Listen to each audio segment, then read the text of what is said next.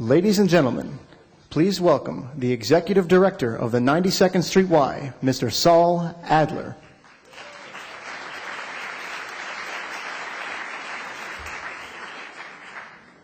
Meine liebe Marion und Elie, es ist ein größer Gewalt zu halten Elie Simcha, du in unserem Heim. Kamat 1000 Menschen haben sich du versammelt vor Elie Simcha und Tausende mit Tausende haben sich versammelt aus dem ganzen Land. Über der Welt breit gespinnt. Und die Television. Euch zu sein mit dir auf den speziellen Nacht. My dear Marion and Elie, it is a great honor to hold Elie's celebration here in our home. Almost 1,000 people have gathered here for Elie's party, and thousands more have gathered over the entire land via the World Wide Web and our satellite broadcast, also to be with you on this special night. Good evening. I'm Saul Adler, Executive Director of the 92nd Street Y, and I don't normally start my introductions in Yiddish. However, for the last 20 years, I've had the privilege of greeting Elie in Yiddish. I do this as a reminder. No matter where Elie and Marion's travels take them, no matter what distant and foreign land calls for their help, when they return here to the 92nd Street Y, they are greeted in Yiddish, and they know they're at home. Thank you.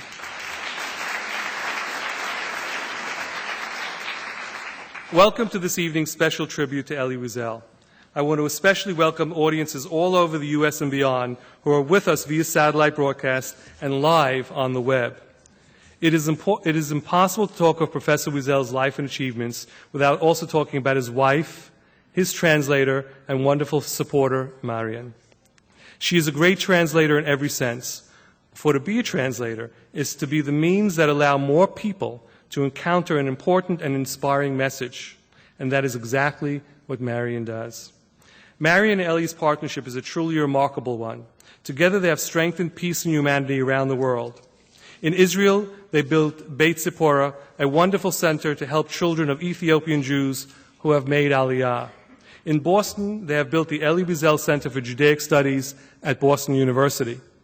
Together, they founded and built the Elie Wiesel Foundation for Humanity, which seeks to combat indifference, intolerance, and injustice around the world. And everywhere, they have built the most important structure of all, hope. We are honored that you are both here with us tonight. Marion, I know you're here in the audience.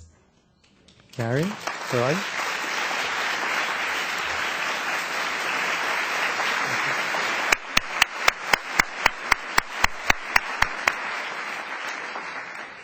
This evening is truly special.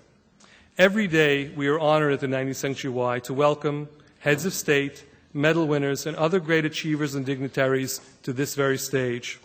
Typically, they are introduced by a member of our staff who tells our audiences of our guests' life achievements before inviting them out into the stage.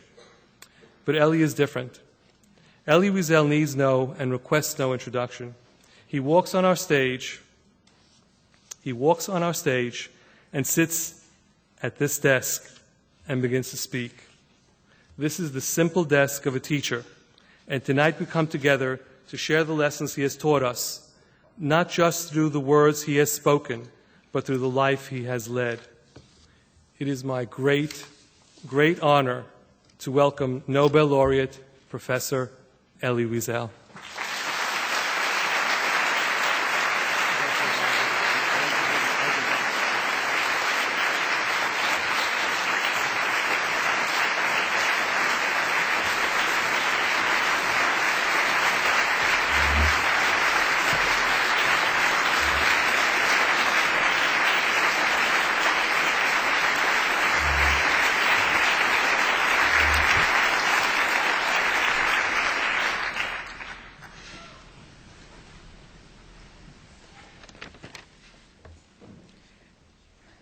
I am Karina Zilberman, Director of Jewish Arts and Culture at the 92nd Street Y. I am honored to recite the Shehecheyanu for you tonight. After I have completed the blessing, we will show a very, very special tribute film of students in Israel at Beit Zipporah. a center founded by Elie and Marian. These students so wanted to play a part in this evening's tribute, and it would not be complete without them. They have put together this film specially for Professor and Mrs. Wiesel with the help of filmmakers in the 92nd Street Y's Israeli sister city, Ramat HaSharon.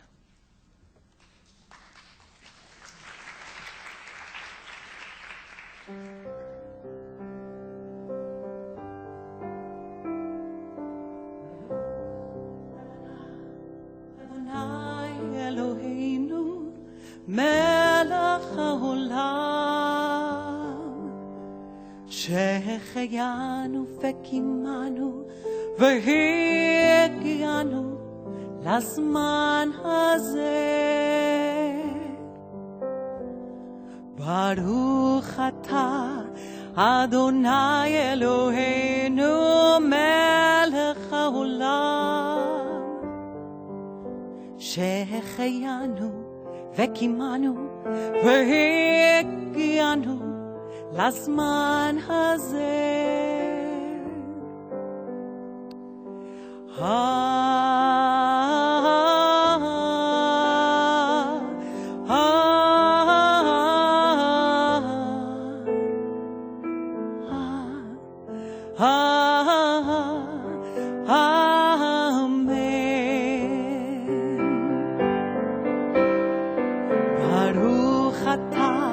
אדוני אלוהינו מלך העולם שהחיינו וקימנו והגיענו לזמן הזה ברוך אתה אדוני אלוהינו מלך העולם שהחיינו וקימנו והגיענו לזמן הזה.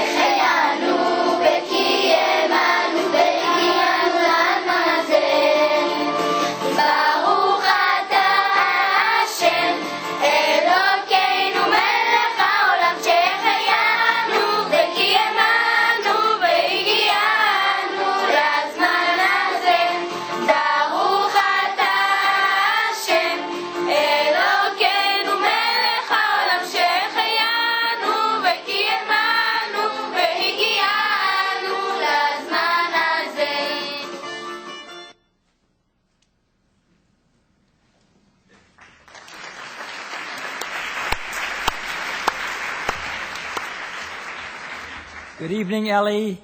Ladies and gentlemen, I'm Eric Kandel. Tonight, a series of Elie's and Marian's friends will be joining us to pay tribute to Elie's extraordinary life. Each of us will conclude our remarks with a question submitted by students and community leaders from around the world, which Elie has kindly agreed to answer. So let me begin the formal part of the evening with a few personal words about Elie Wiesel. Elie, we celebrate you tonight because you've accomplished something extraordinary, and you've done so in three very different areas: in your writing, your public life, and your private friendships. Let me try to put these three accomplishments into a bit of a historical perspective. For almost 2,000 years, since the destruction of the Second Temple in 70 AD, most Jews have lived outside of Palestine, outside of Israel. They've lived in exile, in the Golus, dispersed throughout the countries of the world. During most of that period, Jews have, with rare exceptions, been treated as distinctly different people, a race apart, at odds with the cultures in which they embedded, a people thought to hold radically different cultural values, to have very different set of shared experiences. You, Elie Wiesel, have contributed seminally to helping overcome this racial distinction in your writing, your leadership, and your friendship, and you've done so by illuminating the universal features of all humanity. First, in your classic book, Night, you universalized the Jewish suffering in the Nazi concentration camps during the Holocaust. Here you described in simple, stark language, understandable to all, the gradual and powerful psychological transformation of an Orthodox Jewish boy into a mature and hardened man as a result of his experiences at Auschwitz and Buchenwald. This psychological evolution defined not only the modern Jewish experience, but the frightening experience of modern life. It has provided us with an insight into the nature of human experience. It has made us appreciate that in moments of great personal crisis, we cannot simply rely on God. We must rely, as Elie did, on ourselves and our resilience. The theme implied in Night, that for those in a concentration camp, God was not available as a savior. The possibility that he was, metaphorically speaking, dead, has now been taken up as a major point of discussion in post-Holocaust writing by both Jewish and non-Jewish thinkers alike. Second, you carried your attempt further at universalizing the Jewish experience by establishing the Holocaust Museum in Washington. Here again, you helped explicate and universalize Jewish suffering by teaching the world to echo a common refrain, never again, an exhortation to further generations to be vigilant, not only against anti-Semitism, but against all hatreds, against the mindset that allowed the Nazi atrocities to occur. But you, Elie Wiesel, are not naive. You realize that the struggle against anti-Semitism, the struggle for human rights, is not a struggle to be won in a decade or two. It requires eternal vigilance, because it stems not from external events, but from man's internal irrational capacity for violence, a capability that appears to be built into the human genome and can only be overcome by continued teaching of tolerance and by continued emphasis on the universal nature of human experience.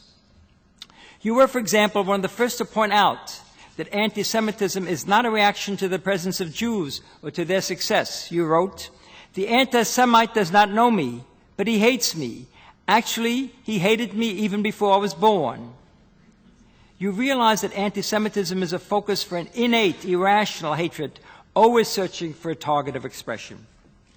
In addition, you further universalized the Jewish experience through your presence on the world stage, by demanding that we be vigilant for the suffering of people all over the world, from Darfur to the West Bank, from Bosnia to Gaza.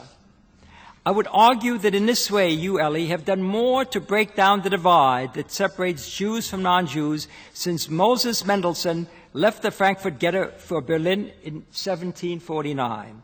Much as Moses Mendelssohn used his Berlin platform to begin the Jewish Enlightenment and to bring Jews into the non-religious intellectual life of Germany, so have you used your world platform to prevent attacks upon the downtrodden people all over the world and to bring all people into a common, enlightened, universal community of humanity.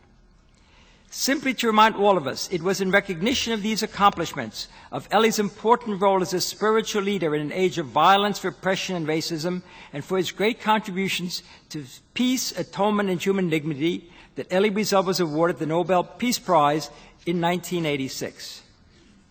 Let me end on a philosophical note. There has been extensive discussions by historians going back over 150 years as to whether social change of the sort that Elie Wiesel has brought about is as the result of events, the results of inevitable demands of political and economic contingencies, and perhaps even of chance, or whether it is brought about by people, by the vision and charisma of great leaders. The idea that the history of the world is but a biography of great men was advanced most dramatically by Thomas Carlyle in 1840. But this great man theory was challenged by Tolstoy in War and Peace. Using as an example Napoleon's disastrous retreat from Moscow following his unsuccessful attempt to invade Russia, Tolstoy argued that in the face of powerful historical forces, individual efforts and decisions, even Napoleonic ones, are meaningless. Influenced by Tolstoy's historical arguments, the great man theory fell, out of favor at the beginning of the 20th century. But those of us who lived through World War II and saw and heard Winston Churchill, Franklin Roosevelt, Chaim Weizmann, and Elie Wiesel in action remain committed to the importance of great leaders. And we have in Isaiah Berlin a great social thinker, a modern champion of this idea. Berlin writes, "To know, to enjoy the friendship of a great man must permanently transform one's idea of what human beings can be or can do. To call someone a great man is to claim that he has intentionally taken a large step, one far beyond the normal capacities of men in satisfying or materially affecting central human interests."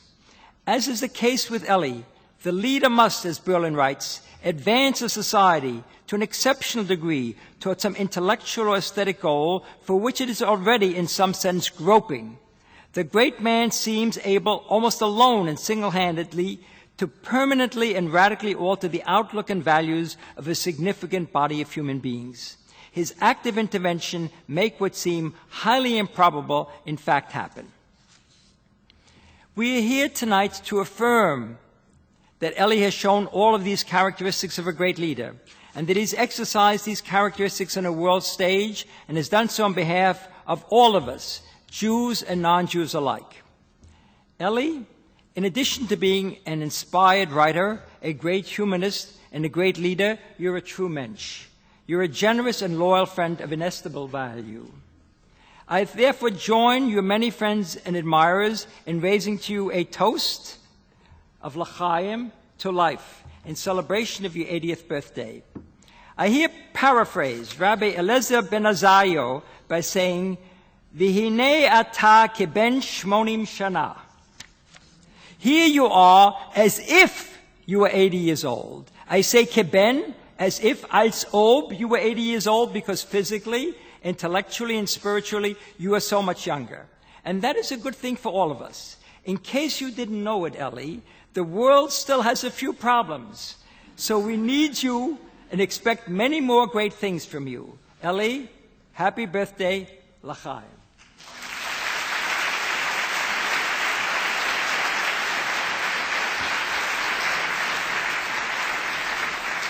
I finish by asking a question on behalf of Wing Bahayo from Indonesia. Here is the question. Using or manipulating religion to achieve political goals is not an uncommon practice. How do you see the role of religion within the effort of repairing the world?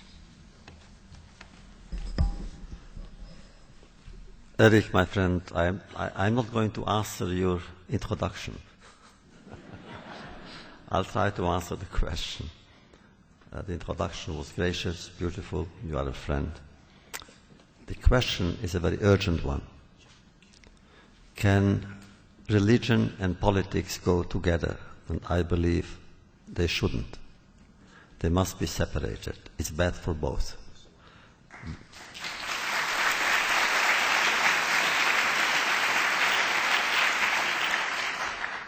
And those who manipulate politics for religious motives are bad. Those who manipulate religion for political motives are also bad. They must be separated. Both can be good, but not when they are together. They are in conflict, basically in conflict. Politics is a choice. You choose, tonight you choose to be here or to listen to the debate between two vice presidents.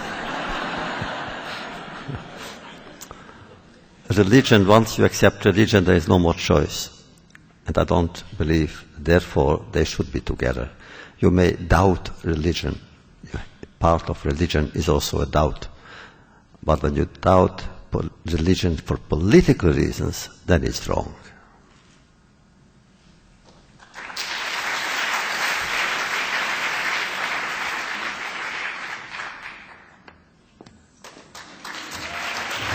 Thank you. Good evening, I'm Barbara Walters. He is our conscience. He is our spoken voice. He is our despair. He is our hope. He is a teacher and a student, always vigilant, constantly putting history into perspective. He is gentle, but tough. His face is a roadmap of suffering, but his life is joyous, and his words and battles are inspirational and relevant. Those words and that vision must be kept alive for future generations. And some of you here tonight may be parents or grandparents of young children, and when you prepared to come here tonight and your young child asked why you were going out and why couldn't you stay home and who are you going to see, how could you explain who Elie Wiesel is, or why you were honoring him and why that was more important than staying home with them? So this is what you might say. Long ago, before you were born, there were very evil men who spread hatred and hurt and imprisoned people, especially people who were of a different religion. It was many years ago, but some of those people who were imprisoned are still alive. And one of them is a kind and brilliant teacher named Elie Wiesel. Elie's mother, sister, and father all died in the prison camps. Elie was only 15 years old when this happened. There was a big war, and finally the evil men were destroyed and the terrible camps were closed. Elie was free, but couldn't escape the memories of those terrible years in the prison camp. So Elie wrote a book about that time called Night. People all over the world read that book.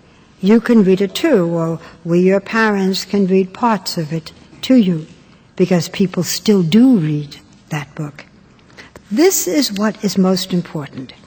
Elie was very sad, but took the sadness of life and used the experiences to do good, fought for all kinds of people who were suffering, especially Jewish people, worked to make life better for countries like Israel, and worked to help people in other countries too, like the Soviet Union and South Africa and Cambodia, and many more.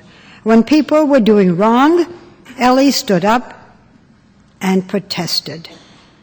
He wasn't always very popular. He protested in any way possible, but was never violent. Elie loved to teach and taught in major universities. When you get older, you can take the courses. Then there was a brilliant marriage to a person named Marion, who helped to translate the books. This was a very big job because Elie wrote more than 40 books. Elie kept Marion very busy. Many governments gave Elie medals. America gave Elie the Medal of Freedom. Sweden awarded a great prize given only to extremely special people. It is called the Nobel Prize for Peace. Today, Elie and Marion have their own foundation that gives awards to people who do good. It is called the Elie Wiesel Foundation for Humanity. So this is what and why it's important to know about Elie Wiesel. This is the lesson to be learned. You must always try to fight the bad people. Sometimes it seems overwhelming, but even one person can make a difference and make it a better world. And that is why your mommy and daddy are going out tonight to honor Elie, who has made such a difference, so that you can feel safe, which you are, and have sweet and happy dreams. Oh, by the way, children, did I tell you? Elie is a boy, not a girl. Now go to sleep. I love you, Elie.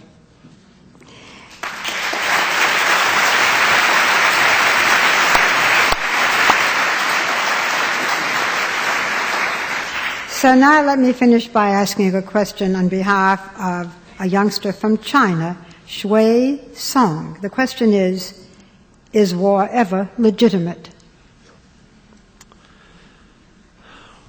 Barbara, beautiful Barbara, listen, when you speak on your programs, you reach more people in one day that all of my books together will ever reach in my life. No, but we don't have the same effect, let me assure you. Thank you. Thank you for the compliment. But you do it so well.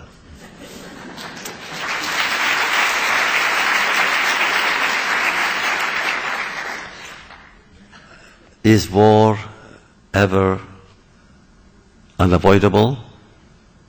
I hope so. Is war ever necessary? Probably, sometimes. Is there a war today that I would favor and say this war is a just war? And then I would say no. The only war that I would support, I would have supported, was the war against Hitler. If I had been in a free land, at an age to bear arms, I would have joined the army and fought. Although all my life I tried to say that I'm against violence, I don't believe in it, I denounce it, I try to unmask it, but that war was a just war. The others were not. Some may have been necessary to those people who waged that war, not to me. So today, therefore, when I say we have to fight, let's say, racism, is there a war against racism? No, I wouldn't use that word, because it's too dangerous. I would say we must oppose racism because racism is stupid. Not only it's unfair, it is stupid. Because it says what? That a person, because of his or her race, is superior to all of us. Stupid. I would say I have to fight anti-Semitism because it is the oldest group collective hatred in history. And it must come to a stop. It's still being waged in so many lands. It's absurd, but it is there. So I tried not to use the word war, because the implications are too serious. War against Hitler, yes. How about communism? Oh, I denounced communism, I opposed it, I fought it in my books, I wrote books about it, articles. I went to Russia under communist regime. I know it's evil, but I wouldn't say I had to wage war against it.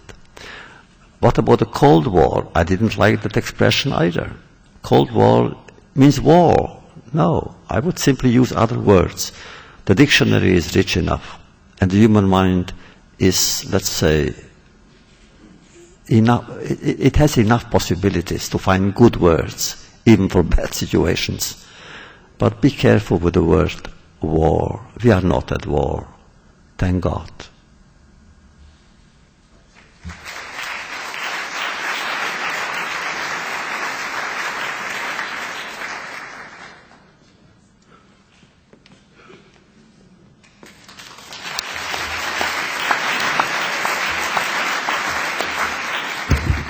Good evening. I'm Arthur Gelb. Elie, my dear friend, of the many virtues we are celebrating today in honor of your 80th birthday, it's your courage that stands above all. And I've chosen one aspect of your courage to share with everyone who has come to embrace you this evening, especially the young. For sadly, these days, our young rarely witness the kind of extraordinary courage in our leaders, the indomitable brand of courage that is so rooted in your character. Of all the stories I edited during my long tenure at the New York Times, one is uppermost in my memory. It concerns a gripping event that took place at the White House on the morning of April 19th, 1985. That was the morning you were scheduled to accept the Congressional Gold Medal from President Reagan for your writing, teaching, and tireless testimony. But for several days, Elie, you had been faced with a crushing dilemma. The presentation of the medal was set for the spacious East Room of the White House. The event, however, was suddenly in jeopardy. Many Jewish leaders, including you yourself, were heartsick because you had been unable to dissuade the president from participating in wreath-laying ceremonies scheduled for later that week at the German military cemetery at Bitburg. President Reagan had agreed to attend the Bitburg ceremonies at the personal request of Germany's Chancellor Helmut Kohl, our strong ally. It was the president's belief that he would profoundly embarrass the Chancellor if he suddenly decided to regret the invitation. The cemetery, a fact that President Reagan might not have known when he accepted the invitation, was where 47 of Hitler's elite SS Guard were buried. At first, Elie, you considered boycotting the White House event. The president would not change his mind if the president would not change his mind about visiting Bitburg. But after painful deliberation, you decided you would go to the White House and use the occasion to try once again to persuade the president to cancel his Bitburg visit. You drafted a magnificently moving plea as your medal acceptance speech. And so, as not to take the president unawares, you graciously sent him a copy of your speech. That was on the day before the White House event, to prepare him for your disapproving remarks. The next morning, when the president and his aides read what you planned to say, they abruptly switched the venue of the event from the Grand East Room that could accommodate 300 guests to the small Roosevelt Room, which had space for only a handful. You had to disinvite practically all the guests you asked to attend, including some from abroad who were flying into Washington for the occasion. My wife Barbara and I were among the very few fortunate enough to attend, along, of course, Marion and your young son, Alicia. The room was choking with tension when President Reagan presented you with the medal, and you, Elie, bravely confronted a grim-faced president when you began to speak with all your heart.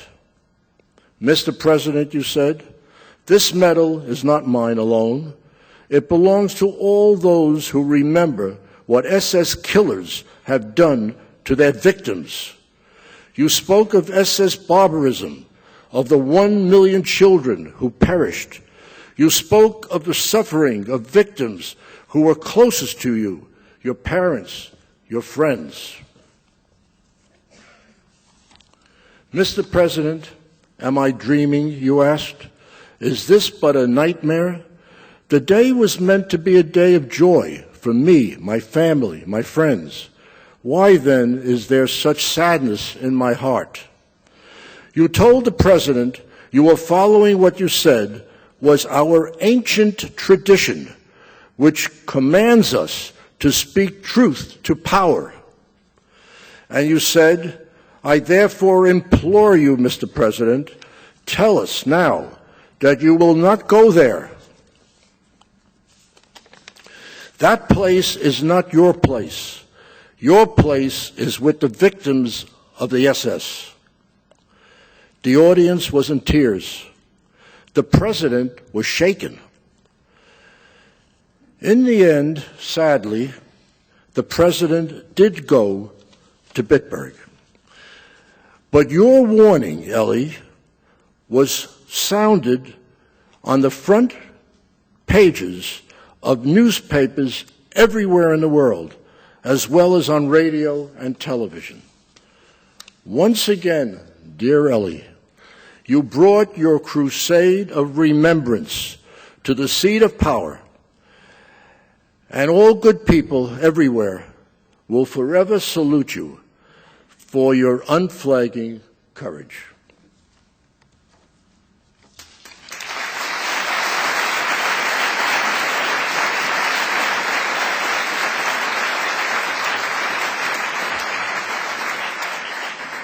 Now I'd like to introduce a question via video from a very special guest, one of the students at the Elie Wiesel Foundation's Biet Sephora.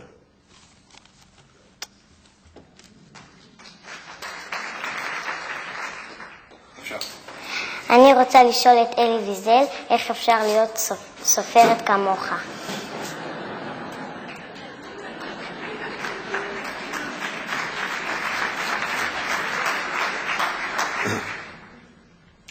Let's begin with the answer. The answer is yes. Of course she can. If she tries, if she works hard, she will be. As for Arthur, you bring back memories, of course. We were together, I remember, Elisha, our son, Marion, my wife, and I, the day before. And actually, we were lobbied by Jewish leaders not to speak up. They said, come on, we have long view of history, we need a president. And I simply said, look, it's a matter of conscience. And therefore I had to speak up. And it's true, it wasn't easy, because I liked Reagan, I had very good relations with him. And I had to pain him. But Arthur, you don't remember maybe, that they even tried, they sent one of their aides to make me shorten my speech. Then you were there, and you were my advisor. I asked you, you had something to do with it. I asked you what to do. What should I do then? And then you said, no, don't shorten it. And if there is a problem, simply don't speak. Just give a press conference outside. You will have hundreds and hundreds of journalists. I didn't shorten it. Also, what the White House didn't realize, it's true they tried to limit what they call the damage, but it was live broadcast on television. So it's true that I failed, but my life is not filled with victories like that. My life is filled really with much more defeats. But the efforts were there. And it's true. When I said I belong to a tradition that commands me to speak truth to power, this formula became very popular. Now you have many people writing books called Truth to Power. And it's okay. I don't mind it. I have enough words, they can use them, why not? But one more thing, Arthur. I come, as you know, as you have seen, from a very, very poor little town in Romania, which later became Hungary. And I am a kind of what you call a galut Jew, which means I never lived in Israel. Therefore, I'm a refugee at heart. Even now in America, I lived in America all my adult life. I'm a refugee at heart. I'm afraid. If we drive a car, Marion and I have to make a U-turn, I stop the vehicle, change places, let her make the U-turn. She is not afraid of policemen, I am. And here I am in the White House, with the most powerful man in the world. Where in the hell did I get the courage to oppose the President of the United States, who with one word can send thousands of people to war? And I'll tell you, later on I understood. I was asking myself the question, and later I understood. After the war, I met Jewish leaders who, during the war, had seen Roosevelt. And I asked them, how come that you didn't speak up with more force, with more vigor? How come? And they said, when you are in the Oval Office, you cannot say no to the President of the United States. So I think in my subconscious, I wanted to prove to them, you can.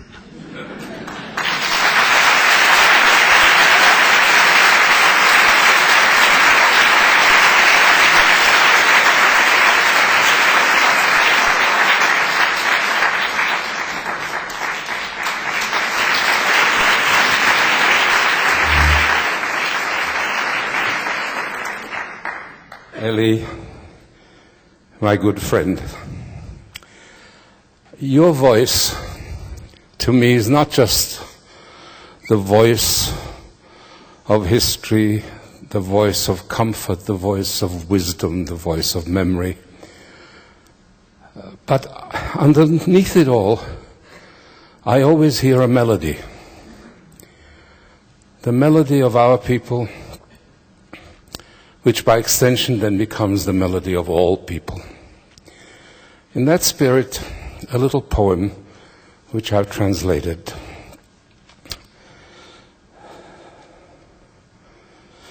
Nita soll der Schodden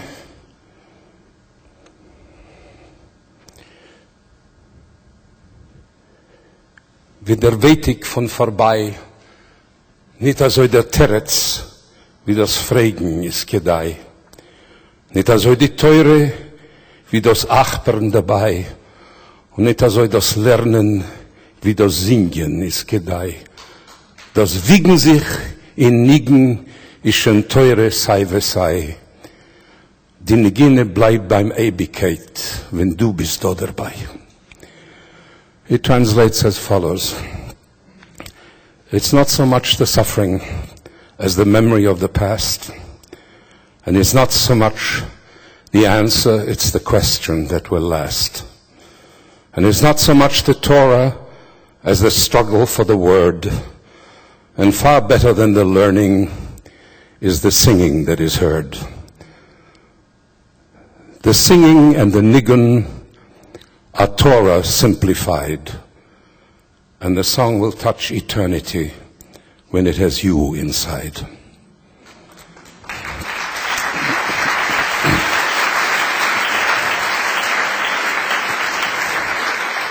And in that spirit, too, a song in both languages.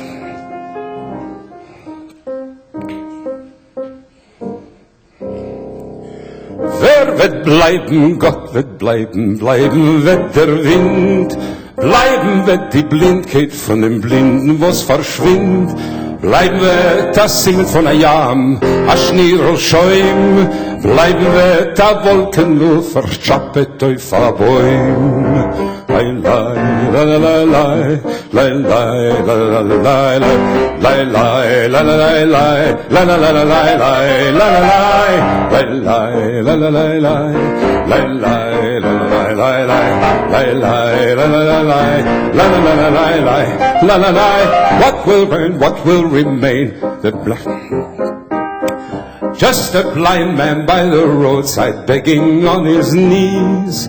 Bleiben wird a Simen fin a Schäum, bleiben wird a Wolkendel verchappet auf a Bäum. Lai lai la la lai lai, lai lai la la lai lai lai, lai lai la la lai lai, la la la la lai lai, la la lai, lai lai la la lai lai, lai lai la la lai lai lai, lai lai la la la lai, la la la lai lai, lai la lai. All the myriad stars in heaven blanketing the sky, just one falling star remains, a teardrop from the eye. When we've drunk the final toast to mark the end of day, what will remain? God will remain. What more is there to say? Lai lai lai lai, lai lai la la lai lai lai, lai lai la la lai lai, la la la la lai lai, la la lai, la lai la la lai lai, lai lai la la lai lai lai, lai lai la la lai, la la la la lai lai, la la lai. Mehr von alle Sternen, what did in the sky? Und dem Wetterstern, fällt in Sameträr. noch bleiben in sein Krug. Wer wird bleiben? Gott wird bleiben, ist dir nicht genug. Lai, lai, la, la, lai, lai, lai, lai, la, la, lai, lai, lai, lai, lai, la, la, lai, lai, la, la, la, la, lai, lai, la, la, lai, lai, lai, la, la, lai, lai, lai, lai, la, la, lai, lai, lai, lai, lai, la, la, lai, la, la, la, la, lai, lai, la, la, lai, lai, la, la, lai, lai, lai, lai, la, la, lai, lai, lai, lai, lai, la, la, lai, la, la, la, la, lai, lai.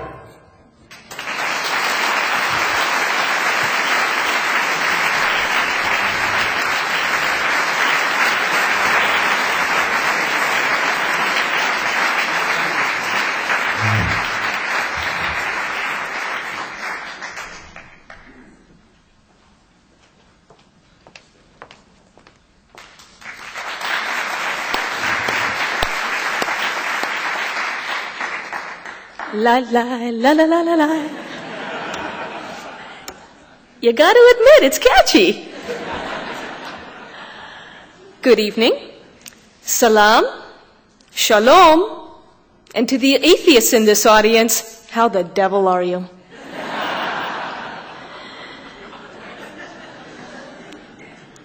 Professor Wiesel, some 20 years ago, a senator from Texas told a younger senator from Indiana that he's no Jack Kennedy.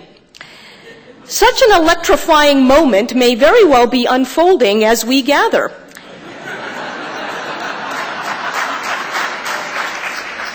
And yet, we've chosen to be here instead.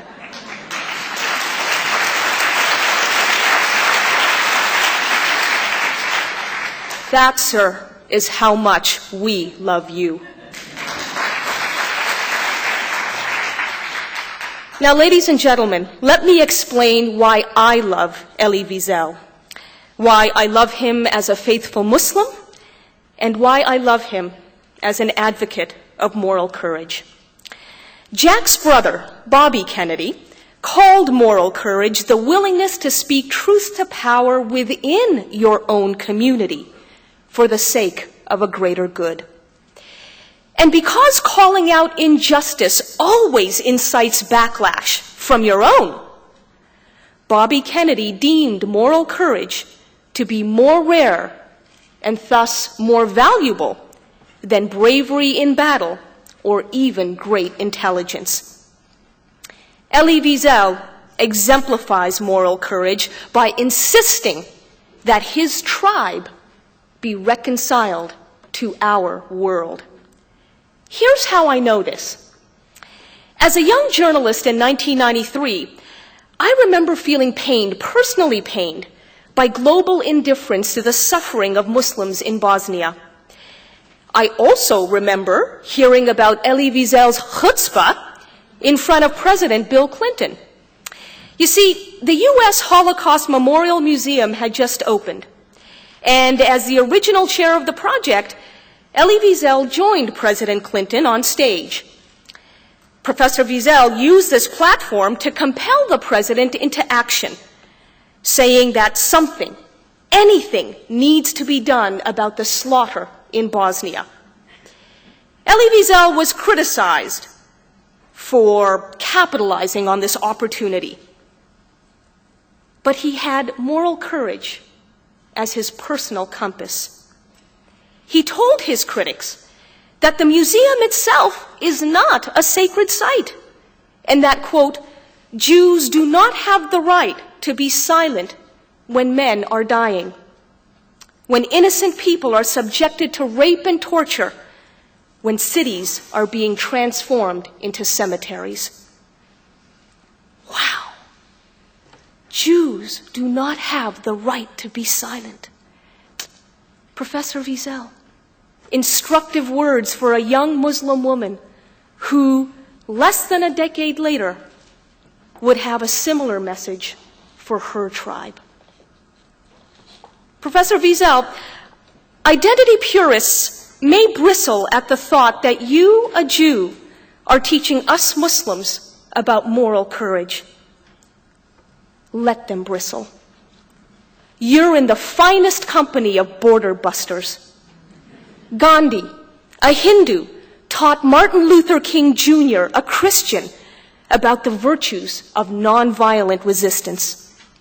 Another teacher of Reverend King was Lillian Smith, a white Southern woman whom fellow liberals smeared as an extremist for her outspoken opposition to segregation.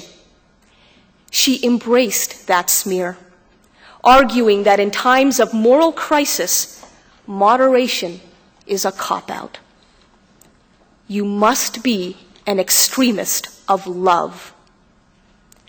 Lillian's lesson came in handy, especially when 8 liberal clergymen, a rabbi among them, accused Reverend King of creating needless tension. To which Reverend King replied, "I must confess I'm not afraid of the word tension. Constructive, nonviolent tension is always necessary for growth." That a white woman helped guide a black man about how to fight for his civil rights reveals our shared humanity. And it captures why I, as a Muslim, believe that you, sir, as a Jew, are such a mentor to my fellow Muslims. Your actions single-handedly help answer one of the most vexing questions of the early 21st century, and it is this: can open societies produce pluralists, people who appreciate multiple perspectives and truths, without producing relativists, people who will fall for anything because they stand for nothing? The answer is yes. A joyous, jubilant yes. Just watch Elie Wiesel. On this birthday, and on many more to come, inshallah, may God bless and keep you, sir. Now, allow me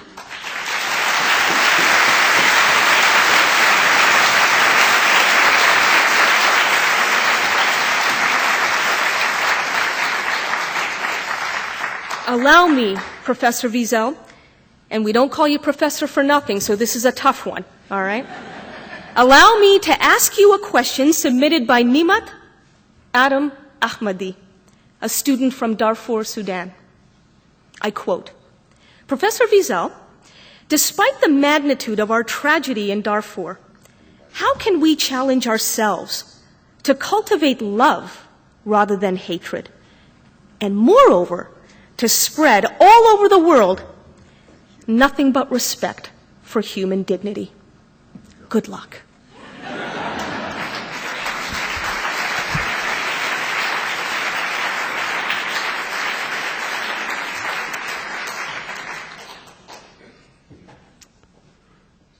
Thank you very, very much for, again, bringing back memories. I remember that day. Again, we were in Washington, Marion and I think Adisha was with us.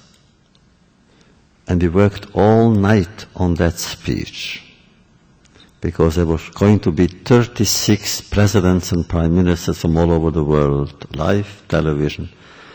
And I felt every word had to be the right word. We worked on it very, very hard. Then we went to the ceremony, inauguration. It was raining. It was raining. People were there in the thousands in rain. On the platform, they forgot somehow, we had our feet in water, which means President Clinton, I think President Herzog from Israel, and myself, we had our feet in water. And I didn't know what to do. Okay, everybody else. I shivered with everybody else. Then when that couple was the moderator, the master of ceremonies, when he called me, I came to the rostrum, and when I opened my folder, if ever I was close to a heart attack, that was that moment. The speech was soaked. Literally, couldn't read a word. And I had to make a choice, either to try to remember what I wrote, it would have been a mistake, or to improvise a new one, which I did. And then it's true, in the middle of my address, I turned to the president, whom I had never met before, and I spoke about Bosnia.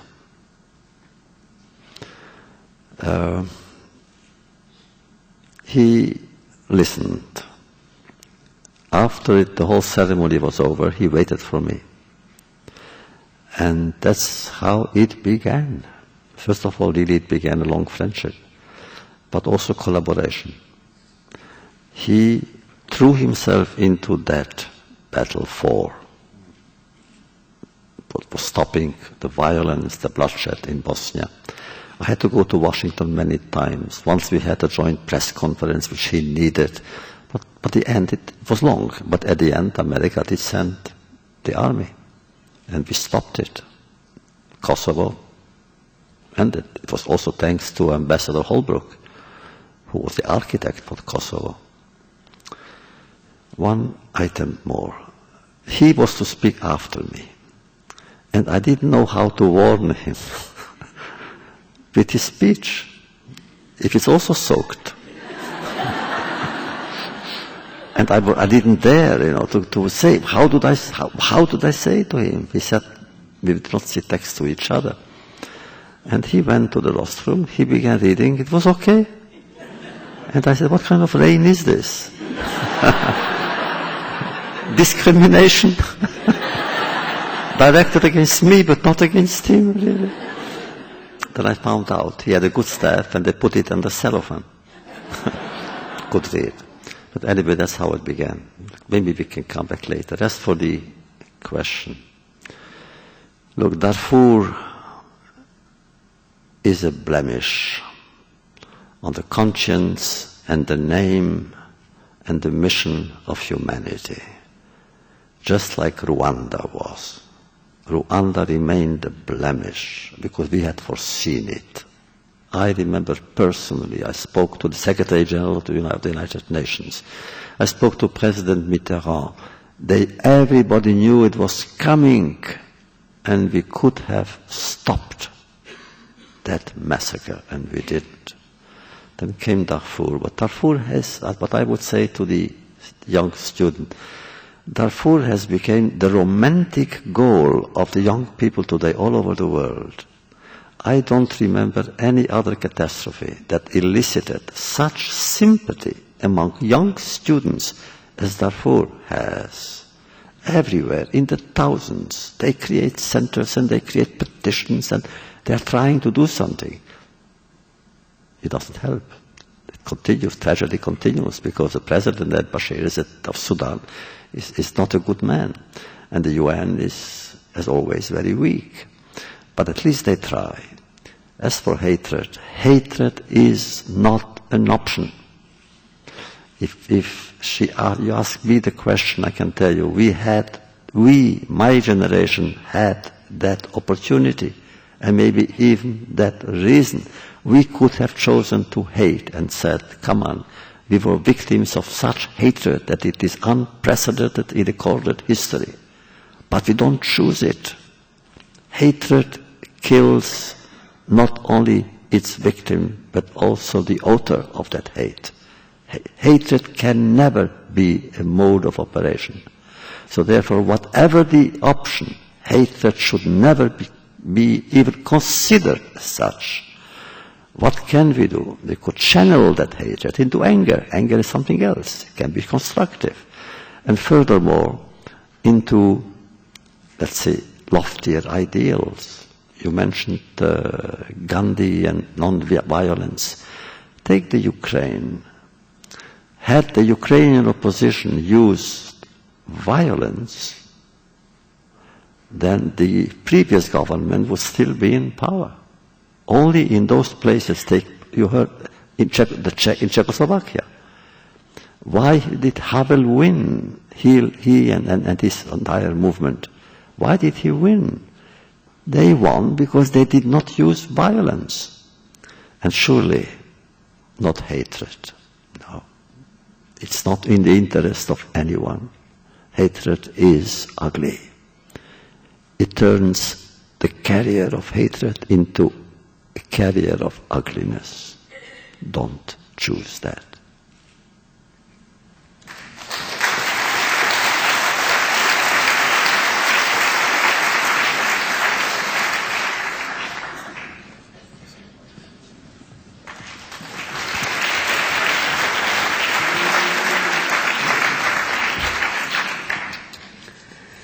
In this celebration, we honor Elie Wiesel not only as a prolific writer and speaker and author of Night, read by many millions, but also, and perhaps especially, as an active force in the struggle for peace and justice.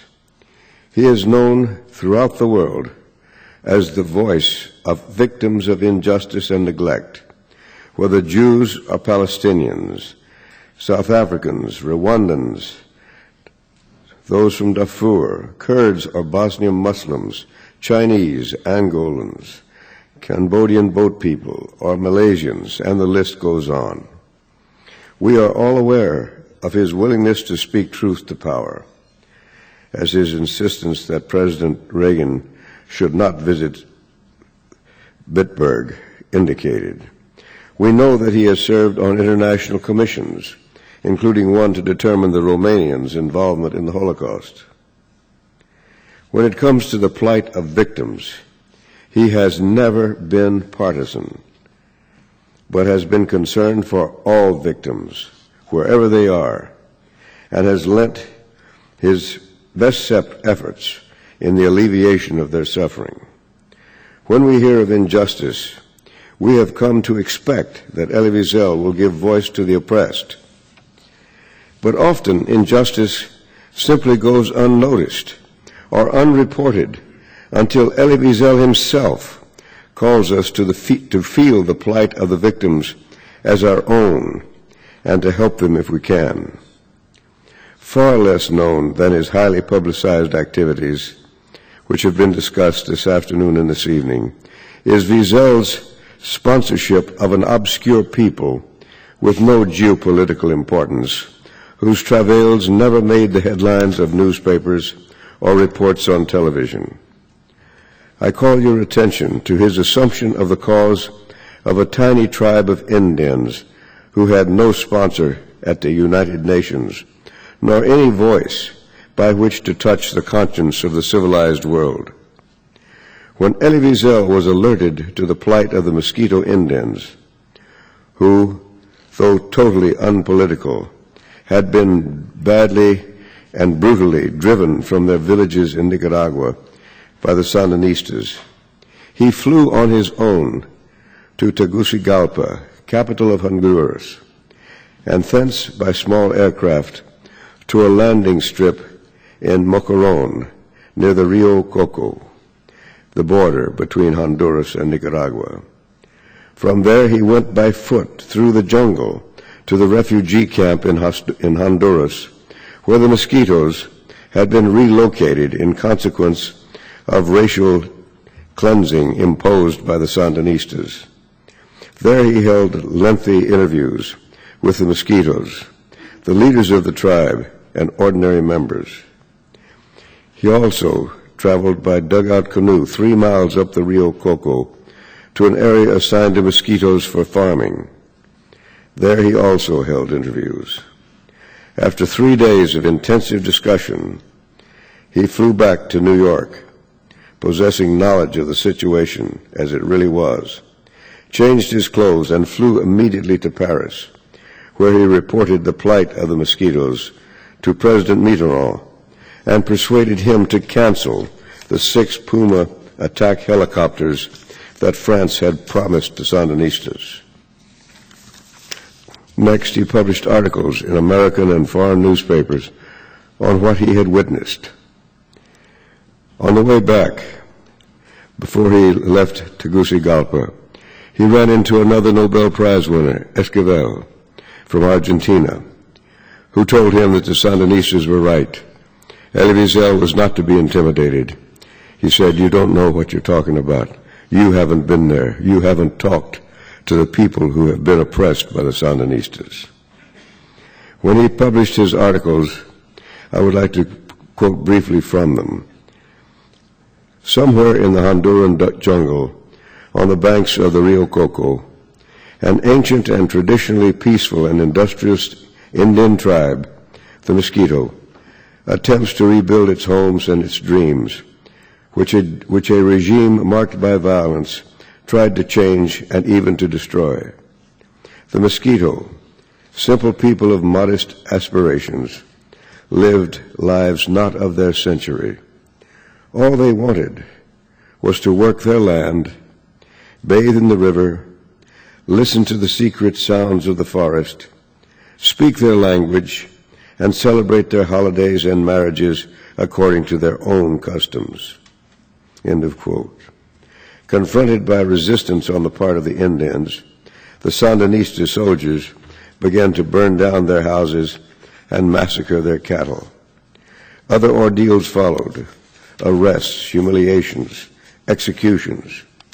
Wiesel recorded individual stories of imprisonment, beatings, and massacres, and concluded his article by addressing the plight of the children.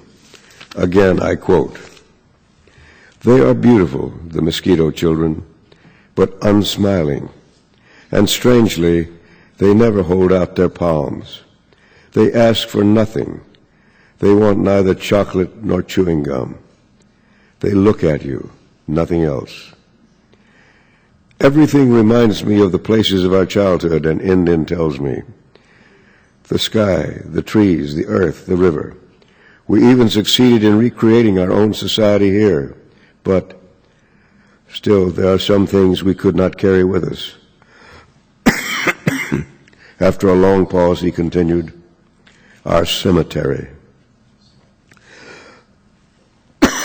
It was not only his witness to the Holocaust or his writings that won Elie Wiesel the Nobel Prize for Peace. It was also that he championed the cause of peace and humanity throughout the world. He has championed this cause not only in conspicuous locations such as Moscow, but also in obscure parts of Central America, where he alone heard the small voice of the Mosquito Indians and broadcast it to the world. Wiesel's life and his contributions are unique. He holds no political office. He has no wealth at his command. Yet he can call on heads of state throughout the world and get their attention and their support.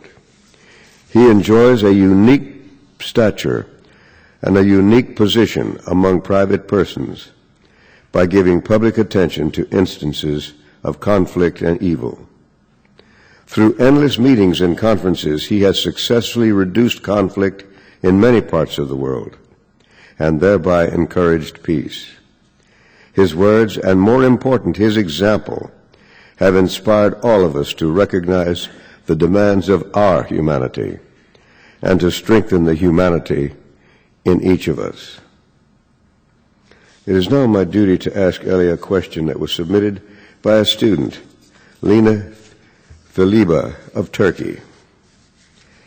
Has there been a time, an instance, in Elie Wiesel's life when he had been asked to pass a judgment, to come to a decision on a conflicting situation where both sides were dear and important to him?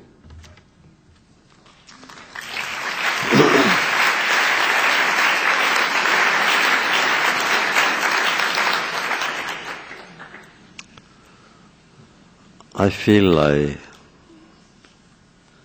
should tell you who John Silver is.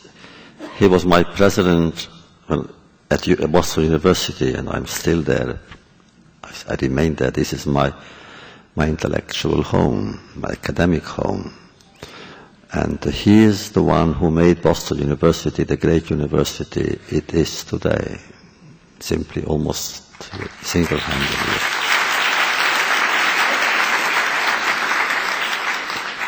But he didn't speak about my teaching.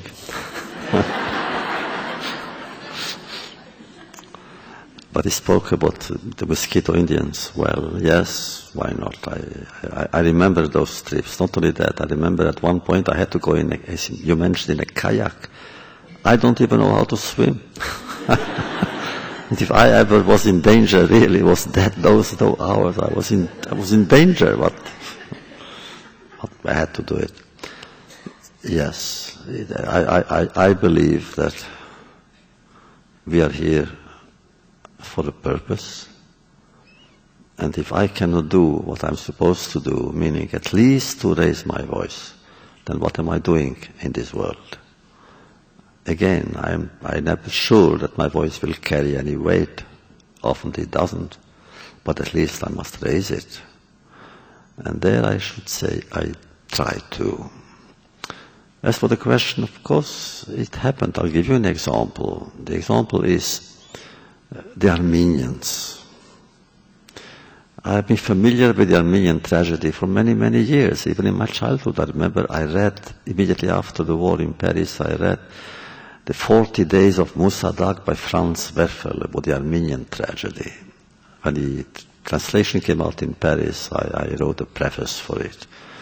The Armenians lost hundreds and thousands of people at that war. It was war, it's true, but it was a massacre. If they had been the word genocide then, they would have used that word. The Turks are against it, against mentioning that massacre. Armenians who speak about the Armenian massacre in Turkey go to jail. Armenians who write about it, even in foreign newspapers, if they are in Turkey, they go to jail. And both sides came to me.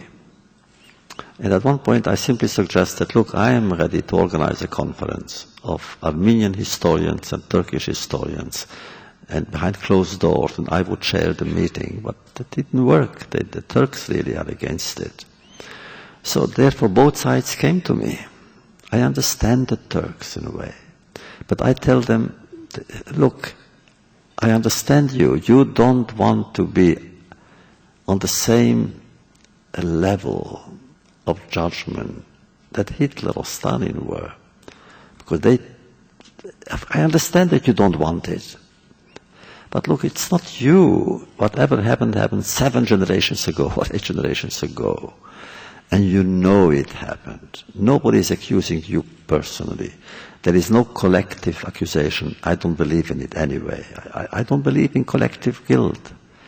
I spoke about it with regard to Germany. I once went to the German parliament. I don't believe in collective guilt. So therefore there is no collective guilt. Why don't you simply sit down and with your Armenians and you say, okay, it happened. What can we do now? It happened and we apologize. Finished.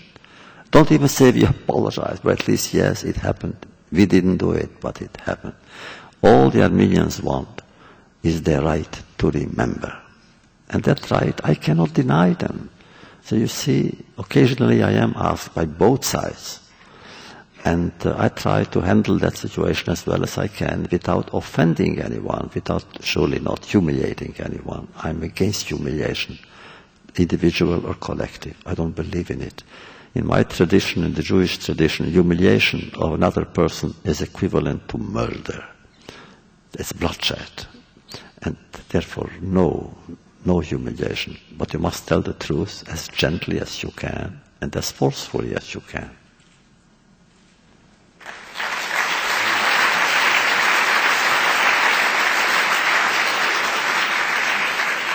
Ladies and gentlemen, please welcome a special guest, the son of Marion and Elie Wiesel, Mr. Elie Wiesel.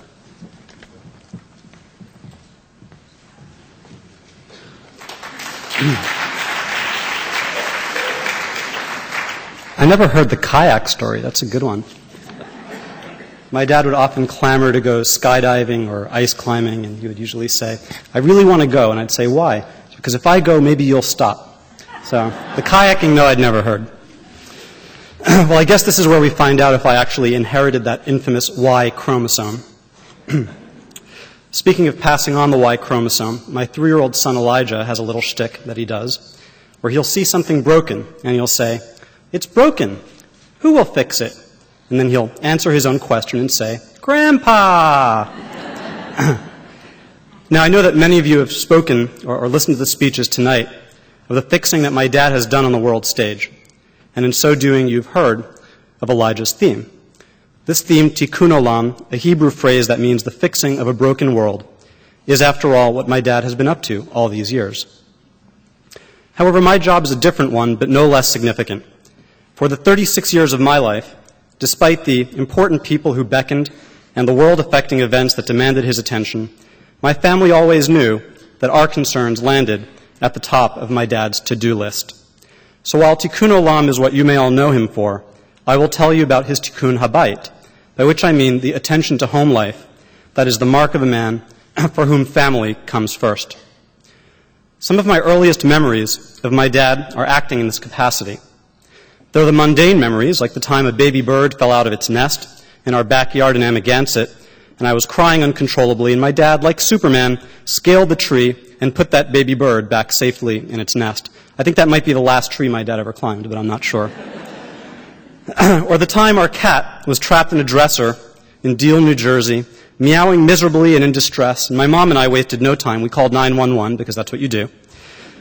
My dad, cool as a cucumber, simply removed the drawer, freeing the cat and leaving no need for the axe-wielding firemen who were pulling up to our door. But most of the time, when I was unhappy as a kid, my dad was there with a story about Kabbalistic guardian angels in the guise of lions, or a story of a Mexican praying mantis, or a Russian army drinking song. As I got older, my dad's attempts to keep me happy sometimes had global implications that went unnoticed and underappreciated at the time. Such as in 1979, when he quietly informed the South African apartheid government that if my Jamaican nanny were to be treated with a hint of discrimination during our trip, there would be an immediate and unpleasant press conference. But it was the moments in between where some of the best parenting was happening. When we were in Israel during the War of Lebanon, he took a detour from journalism and diplomacy so that at the King David Hotel, his 9-year-old son could spend the day with his hero, Luke Skywalker, or, to my chagrin, at least the actor who played Luke Skywalker. Or after a hard day of being chased by the KGB in the early 80s through the Moscow subway system, he would sit with me, fiddling with the TV antennas, trying to find an English-speaking channel so I could watch my favorite show, The Carol Burnett Show. These are the moments I remember.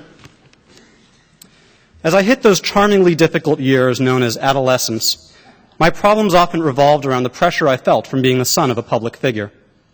But even for such a complex problem, in which he played a starring role, my dad found creative ways to make things better. In the fall of 1986, I was a somewhat sullen teenager, wondering what the hell a Nobel Prize was good for anyway. But I recall the smart and creative parenting my dad displayed in accepting an invitation to throw out the first pitch at the World Series. Agreeing to throw out that pitch did not satisfy some long-held desire of his to be a Major League Baseball player. Instead, it allowed his son some time to play catch with his father when he needed his father's attention. And in teaching my father how to actually throw a baseball, I was able to help prepare him for what to me was clearly the most important of all possible public appearances he'd ever made. As I headed into adulthood, my dad was always there for counsel, as my romances created their inevitable broken hearts. He always treated my romantic interests seriously, and he always made the girls or women I dated feel welcome in our home. And most importantly, he always had my back. This was never more clear than in 2002, when I was traveling in Asia on business, feeling a million worlds away from where I needed to be, which was by the side of my then-girlfriend, not-yet-wife, Lynn. Her father, a wonderful man in his own right, was in the late stages of terminal illness. I called my dad and told him I needed him to be a shaliach, a messenger on my behalf. He didn't hesitate, and within hours, he was at the hospital, representing me, by the bedside. Both Lynn and I will always remember that. As we've grown older, the problems that occupy me are often harder for him to really help me with. But as always, my dad does the best he can by praying regularly for Goldman Sachs, or more broadly for the fate of the Western financial system. I think on this last particular issue, he's got a pretty healthy minion along with him. But there's one more lesson from my father, and Elijah has learned it too. No one succeeds alone. As a grandpa, Elijah says it best. It's broken. Who will fix it? Grandpa. Of course, if you then ask him, who will Grandpa call if he needs help fixing it? Without missing a beat, he'll say, quick and joyfully, Mima! That's right. For the 40 years that they've been together, as I'm sure you all know, nothing happens without Mima, my mom, who turns ideas into action more powerfully than anyone I know. My dad is my hero, and every hero has a partner who shares in the heroics. Dear Mom and Dad, we love you so much. In my eyes and in the eyes of my wife Lynn, our kids Elijah and Shira, my sister Jennifer, my cousins Steve, Sarah, and Sydney and their families. You two are the all-time all-star Fix-It team in New York and across the planet. My dear friends, please join me today in wishing my father a happy birthday and to my parents, L'chaim.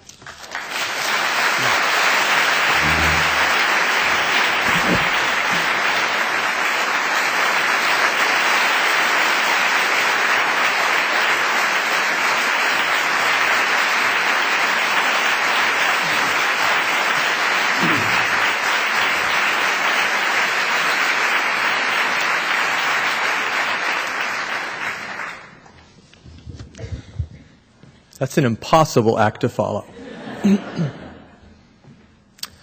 I'm Matthew Bronfman. I'm chairman of the program committee and chairman of the Bronfman Center for Jewish Life here at the 92nd Street Y. And it is my honor now on behalf of the Y to present you, Elie, with our 80th birthday gift, a very special handmade book. And it is also my honor to read you the following inscription. To mark your 80th birthday, this is a book of 80 commitments to humanity and messages of peace. From the children we teach to our seniors from whom we learn, and from international leaders to our local audience, these commitments represent the many voices of the 92nd Street Y. They all speak more confidently, more wisely, and more fairly because of the example you have set for us.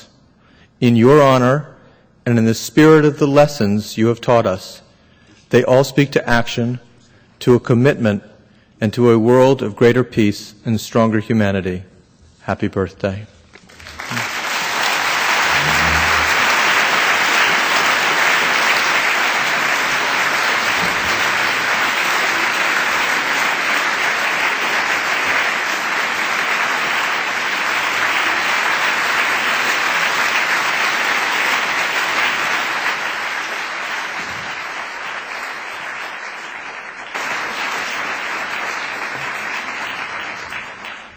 Good evening. I'm Helene Geismar-Katz, Associate Executive Director of the 92nd Street Y.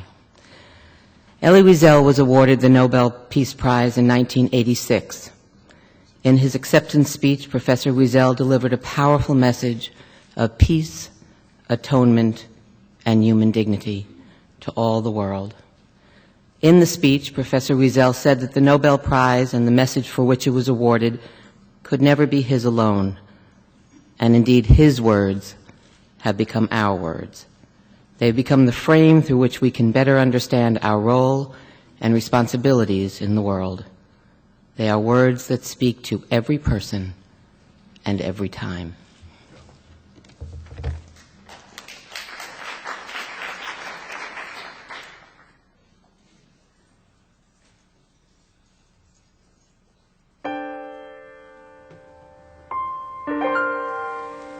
Do I have the right to represent the multitudes who have perished, of whom you have spoken? Do I have the right to accept this great honor on their behalf? Does anyone? I do not.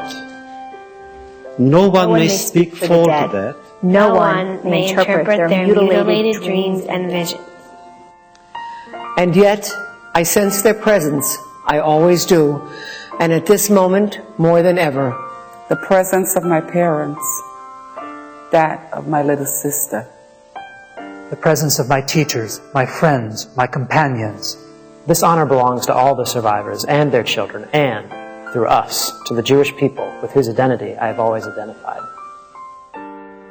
I remember it happened yesterday, or eternities ago. a young Jewish boy discovered the kingdom of night. I remember his bewilderment. I remember his anguish.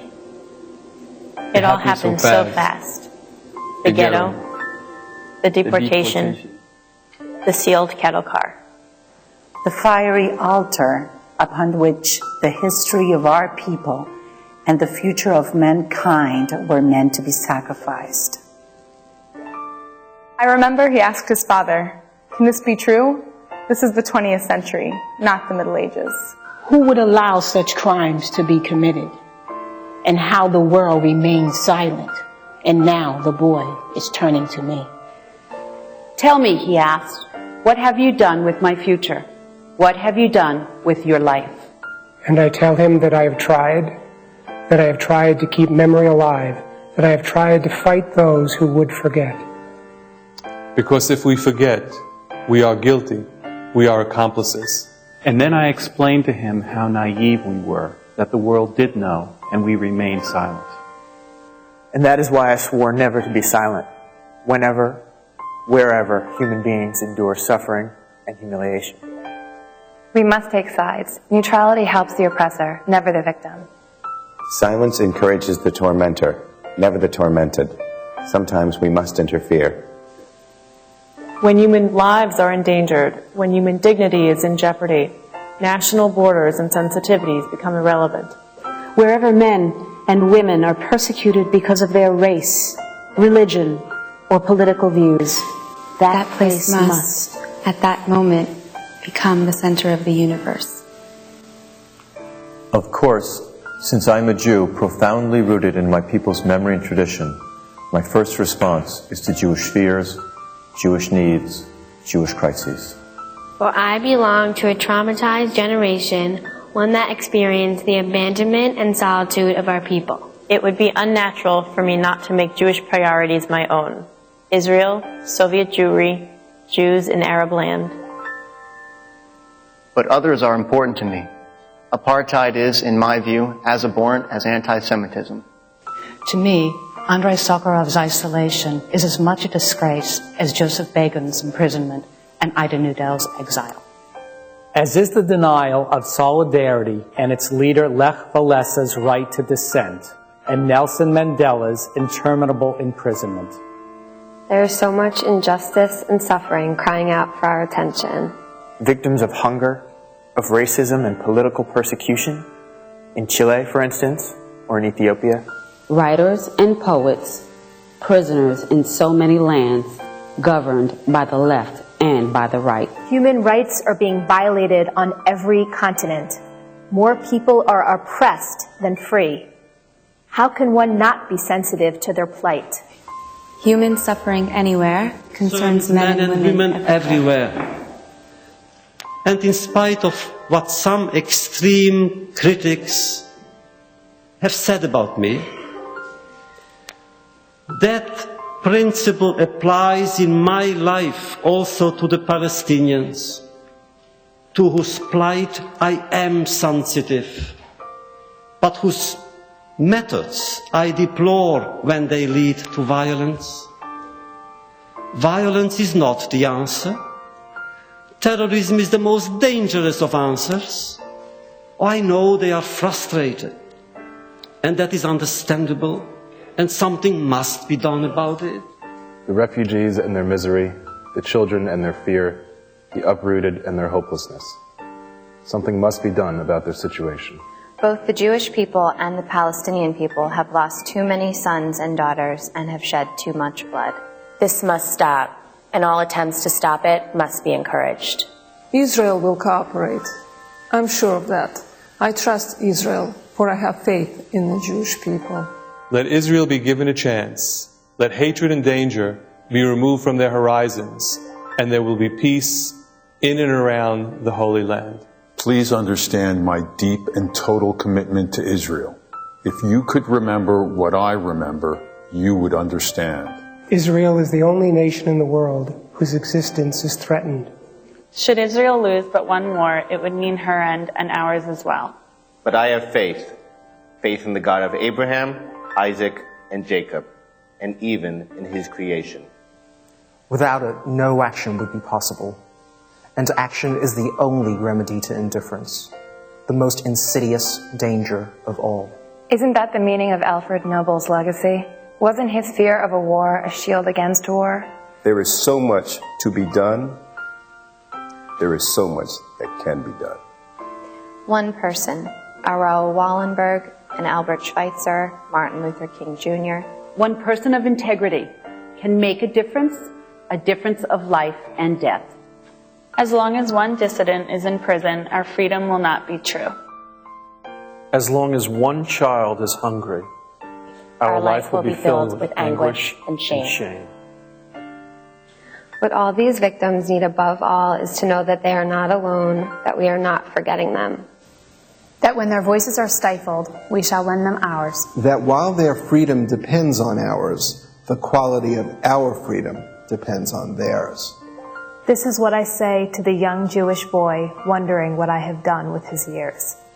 It is in His name that I speak to you, and that I express to you my deepest gratitude as one who has emerged from the kingdom of night.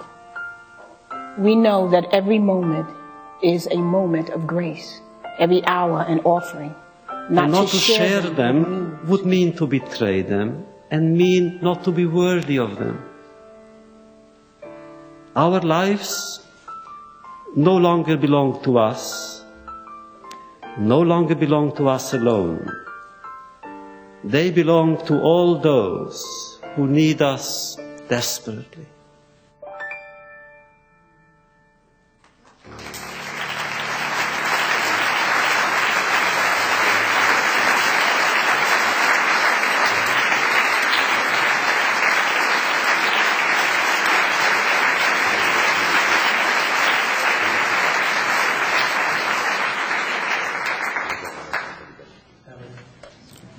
We are so honored that you have chosen to allow us to celebrate your 80th birthday here at the 92nd Street Y. And it's appropriate that we end our evening with a song with many meanings, but it is, in its very essence, a tribute to hope. May I introduce to you, Elie, the Young People's Chorus of New York City in residence here at the 92nd Street Y.